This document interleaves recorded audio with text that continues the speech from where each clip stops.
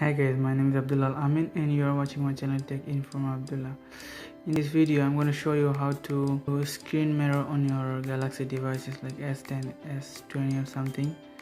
And for that you need to connect your device with your Wi-Fi router or something, and your phone and your TV with same router, and then you need to go to the status bar, and then as you can see smart view over there, you need to go there, and as you can see this Samsung 7 series TV.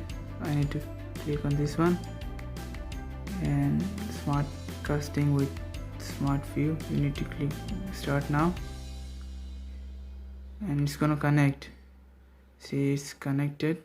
This way it's gonna look like. So if you want to do it landscape, you can do it like landscape like this. If you want to do something like landscape, you're gonna get it on like landscape. You can watch YouTube, you can do your work on your TV if you want. Thank you for watching.